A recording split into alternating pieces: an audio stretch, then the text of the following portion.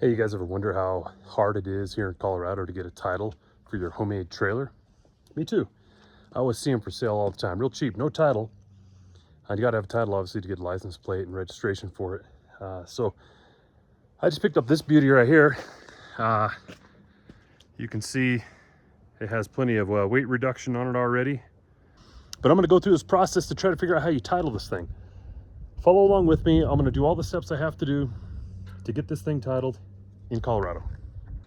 Okay, first things first, I'll put a link down in the description down below if you're in Colorado to the website that I found that says exactly what a guy needs to get it licensed. I'm gonna walk through each of those steps, make sure I have it all good before we take this thing down tomorrow morning for my VIN inspection. All right, so according to the website, there's just a few things that have to happen. First, I have to take it in and have an inspection done on it.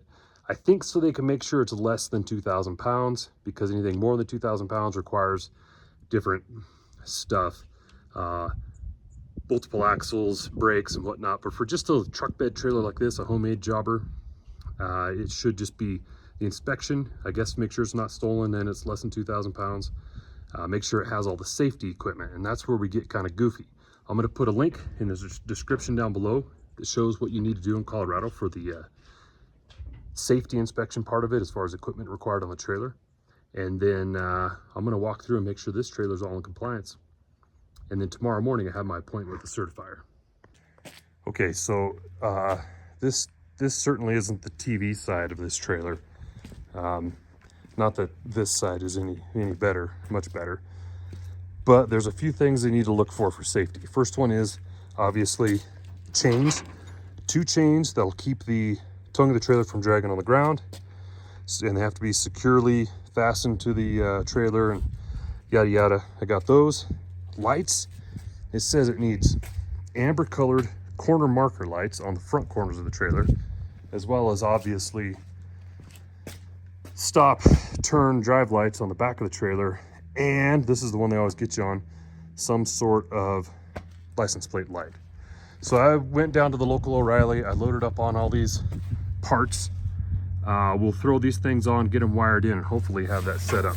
But first things first, I can't stand these giant dents in here, so I'm gonna do a little bit of cleanup on that and try to take care of those.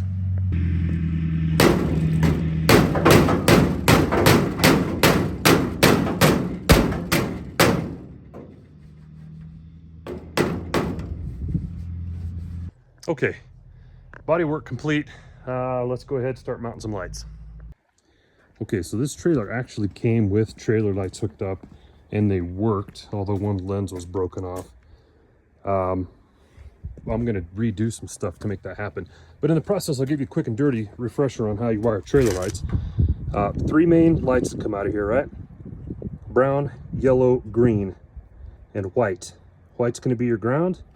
Brown is your daytime, or your driving lights, just your regular driving lights. Yellow is going to be your left light, brake turn. Right, green is going to be your right, so GR with the R in it, green, right, yellow with the L, left. And then brown's obviously, like I said, your driving lights. You can see, right, they go in, and then out of them you have your 3, which makes sense. We follow it back. This green one will go to the right tail light, yellow will go to the left, and both of them will have a brown for the driving. The other is basically stop and turn in one. It's the bright light. The other one's the dim. So you think about it this way: if you set up your trailer, hook it up where you have left turn and right turn and driving lights, brake lights should work, right? Because it's the same lens that does your turn, or same bulb that does your turn and your stoplight. So that's how I'm going to set this one up. It actually was set up that way.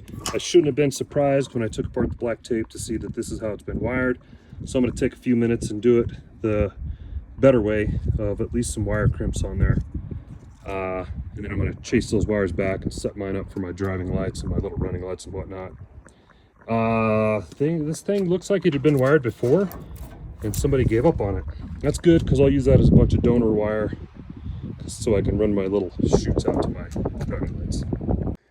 All right, friends, rewiring job is complete. somewhat tied in. I got to do a little more tying in my loose ends. These are a requirement, so they're on and they function. I relocated these out here and I made it so that I can take this bed off and the lights just kind of move out of the way. More to follow on that later in another video. My tail lights all function. My license plate light works. We are ready to rock and roll. All right, guys, the Ratty trash trailer is all wired up, ready to rock and roll. Tomorrow morning, we go down, we get our VIN inspection, and we'll find out if we can get a title for this thing. Follow along. Let's see what happens tomorrow.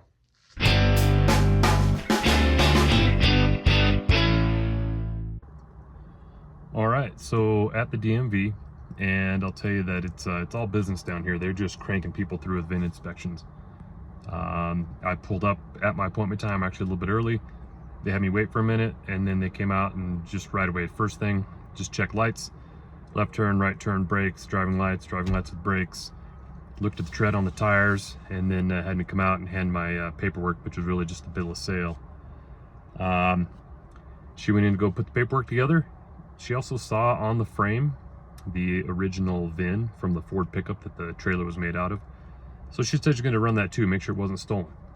Hopefully it wasn't. Anyway, so that's it, that easy. 50 bucks, took my driver's license, took the paperwork, went inside. I'll let you know when she comes out, how it all turns out. All right, that was easy enough. I'm smiling because I got my paperwork. Now I just have to go down to the DMV and file it and see if I can get the actual VIN plate to put on the trailer and a license plate. And the good news is the truck wasn't stolen. It was last registered or dealt with in like, I don't know, she said like 1990, and it's the frame from a 1973 Ford. So, all right. Hey, I got the day free. Let's go to the DMV and see if we can get that license plate. All right, so walking out of the DMV with plates in hand. It's always a win to walk out of there the first time with the license plate. Title will show up in the mail in about a week. The total pain was about, I don't know, a couple hours of my time. I just went straight from the VIN inspection up to the DMV and got it done. The VIN inspection cost 50 bucks. Today's total at the DMV was like $220. That included tax for the trailer and then a 5-year registration. So, you know, math comes out, I think it's like 30-something bucks a year for registration on that thing. So, not too bad. And, you know, for a morning's worth of run around, registration complete. Okay, so pretty easy. Like I said, in and out of there. Oh, I'm losing it. Back over here. Okay, so pretty easy.